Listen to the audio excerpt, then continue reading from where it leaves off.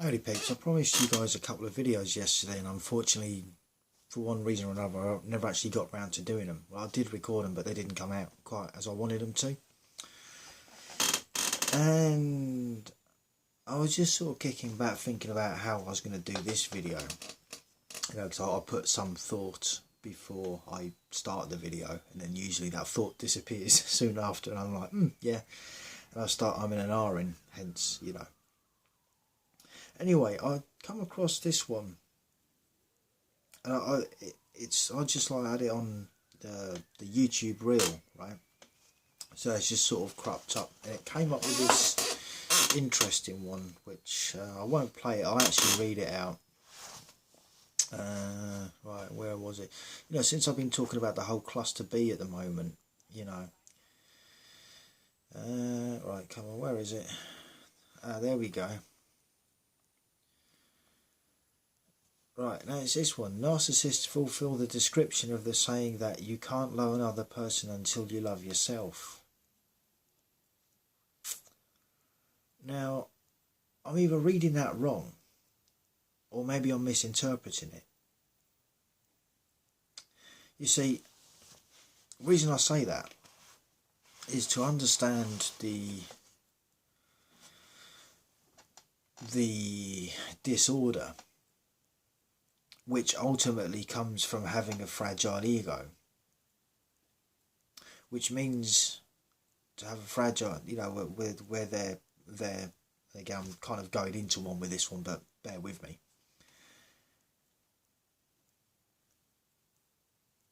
Narcissists don't actually love themselves. This is what I don't understand about this saying. It's they don't. It's like I said in my last video, they hate you because they ain't you.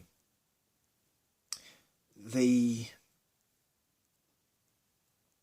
self-love that they talk about, it's, if you think the way in which they operate, right, and whereas you're not allowed to have boundaries, you're not allowed to defend yourself, stand up for yourself, you've just got to deal with whatever they throw at you, and you're not allowed to give them any crap back, otherwise there's a punishment for it, right?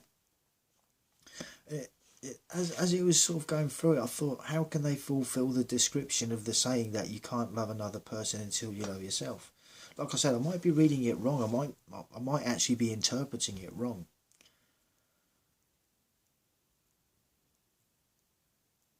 And I'm actually having to sit here and think about it as well as I'm doing the video. So, right, so if they fulfill the description of the saying that you can't love another person until you love yourself, unless, look, maybe I've just got the wrong end of the stick with this one. I suppose, yeah, maybe I have, and I've just read it wrong, or I've read it right and interpreted it wrong. Maybe that's the thing. I'm quite good at doing things like that.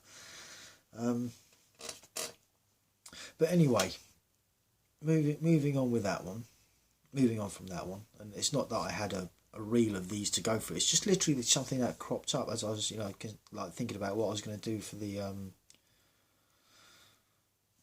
for this video. Well, anyway, put that down and crack on with the video. In fact, no, I got to pick it back up because I got to remember where I was at with my other videos. Oh, organisation, such a great thing when you actually have it. So obviously I've been talking about, self-love and tough love and all this sort of a thing. As well as Dark Night of the Soul and She Never Loved You, yeah, okay, right. And toxic relationships. Now I'm going to talk a bit more about this self-love, and this is something that I'm going to use a couple of examples of sayings that people I sort of knock about with. At least one in particular. So, one of the people, it's like whenever we're like getting ready to go, and it's like, the saying, have you got everything, right? The usual response is like, yeah, everything except me dignity. Now, sure, it's probably just being said from a position of humour, right? It's just like, yeah, except me dignity. But the thing is, you know that thing, whereas if you constantly like repeat things and you end up believing that, with dignity is having self-worth. It's how you view yourself and how you value yourself, and it also affects how you carry yourself as well.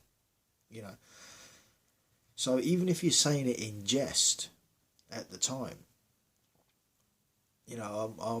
I'm a believer in that, like, especially when it comes to the self, like your own limiting self beliefs. So if you're constantly, like I was saying in another video, can't remember if I uploaded it or not,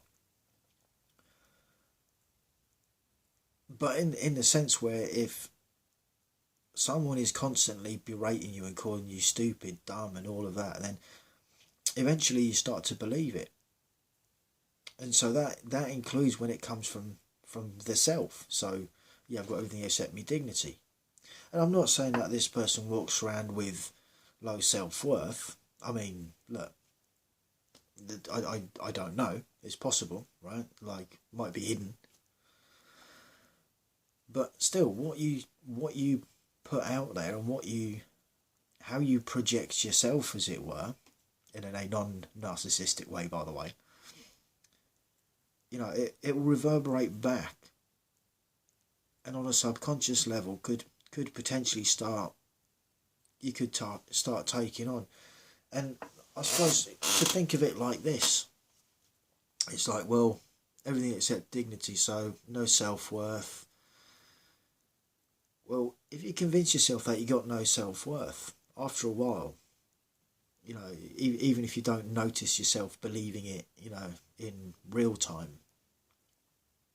And I've often wondered about this, like cause and effect. I think you could end up potentially walking yourself into a toxic relationship. I'm just saying. Because if you've got, even if you haven't got actual, like a codependency, like speaking it for what it is, like, in terms of, like, psychologically, and you're repeating yourself, even if in jest, oh yeah, everything except me dignity, everything except me dignity, everything except me dignity. And alright, it doesn't quite work like that, I get it. But still, even if used over a prolonged period of time, I think that eventually that is going to affect, the individual's own value system. The other example that I wanted to use for this video, obviously I'm a lot slower in this one compared to my other one. As for that, with me being on fire, as having that chameleon effect, right? When you hang about, just on a side note, when you hang about with different people and stuff like that, and you pick up on their mannerisms and what they're like, and then it's exactly that, like the chameleon effect. I kind of get a bit of that. It is a thing. But anyway, now the other example that I wanted to use for, like your own sort of value systems, and how I think you should change it. Like if you deem it to be a thing. I mean, personally, I think it is worth doing, right? But the other one, I was chatting to a mate the other day, and it was a case of, we were talking about a situation, and he was talking about how another friend had phoned him up, and they hadn't spoken for a while, and there'd been a few life changes in that time. And then when he was talking to me, and he said, oh yeah, well, this is what happened to me, right? And it's the to me bit. Now, I don't want to go too into the guy's personal business, because it ain't my place to do that. But the point is, it was obviously coming from a place of, like, I suppose, sorrow. And, it was just a harsh time, But it's also the way you see, the way you talk will be the way you kind of subconsciously see things. And it's like, when he said, oh yeah, well, this is what happened to me, and I had to stop him in his tracks. I'm like, whoa, hang on a second, hang on. Right, let's just have a quick think about this. It's like, when you say something like that, regardless of the context that it's used or the situation, you know, you're putting yourself, whether unknowingly or not, in a victim status. Oh, well, this happened to me, you know. And all right, look, it was, and I sort of went through it and went through the sort of situation. It's like, well, it didn't just happen to you, right? And went through the whole sort of palaver with that. But again, that sort of mindset, you know, over a period of time, you know, I think it can give you a bit of even unintentional victim mentality. So that in itself will also, in the same sense of like, oh, well, got everything, yeah, everything except my dignity. Oh, well, guess what happened to me today? You know, and again, it's the context in which it's used. In that sense, it was used in a negative context.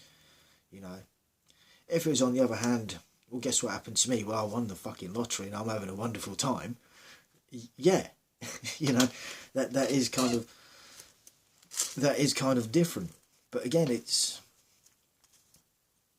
maybe I'm just being a bit picky on the context of things these days. Maybe that's being a thing.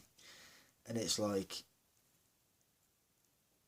did, you know, to try and give myself an explanation of this, because, you know, trying to get my head around linguistics and shit. It's like, well, did I win the lottery? Well, technically, no. You bought the ticket down, and maybe I'm just being an argumentative prick at this point. It's like, no, you bought the winning ticket. Right, the ticket is the one that won the lottery. You're the one that bought the ticket, right? Stop stealing the ticket to glory. The glory had the numbers, not you. Or maybe I'm just being a dick, right? Maybe there's that, right? But I do think it does play a part in how we see ourselves, and, you know, not only how we see ourselves, but also how others see us, in the way that we talk about ourselves in different ways. Now, sure, it's going to take an awful lot of hard work to go through the entire, I suppose, lingo style that you use. And I'd have to spend an absolute decade on mine. And again, it's down to the sort of situation, the scenario, and the context that everything is used. But nonetheless, I still think that the way you think of yourself and the way you speak in these circumstances, it does have an effect. And on the other hand, maybe I am just a bit more picky, you know, because I pick out on these things, and I'm like, right, you're making yourself the victim. Why are you making yourself the victim of this, right? Or why are you running around thinking that you ain't got no self-worth? You know, even though I'm not saying that one of them is constantly thinking themselves a victim, it's what it comes across as to me sometimes. That's why I stopped him in his tracks. And the same as the other person running around saying, oh yeah, I haven't got me dignity, or got everything except me dignity. You know, and it's like, well, you should have dignity for starters. You should have self-worth. You know, this is what I've been doing the videos recently. It's not to do with like, I've been sitting here paying attention to like picking holes as such into the conversations I have with people, but I'm looking at it from a perspective of, if you pay close attention to the way you talk about yourself to others and the way you phrase your sentences, you know, that if you can alter that in itself will alter your own mindset, and, you know, help in that essence raise your vibrations a little bit more, you know. But I mean, the truth be told, I think a lot of the time we're stuck in, for the most part, we're stuck in our ways unless we stop ourselves each time in our tracks to correct ourselves. And it's like, oh yeah, well, guess what happened? Oh right, well, since we last spoke, well, this has happened, that's happened, you know. But I honestly do think that it does affect how we think of ourselves, and also how it comes across to other people when we're talking to them. Like I said, considering the way my mastery of the English language, oh well, yeah, something to be admired sometimes, but, you know. And again, look exactly what I've just done there, putting myself down. But it's like, yeah, because I know it'd be a thing, right? I know that if you're going for the whole classy thing versus like street talk and stuff like this, well, mostly I'm going to be doing street talk, you know, so, you know, but I can switch up when necessary. That's the thing. Just some food for thought, really. You know, like the way you address and interpret situations that may not have necessarily happened to you, or the way you may not necessarily perceive yourself but give off that thing anyway,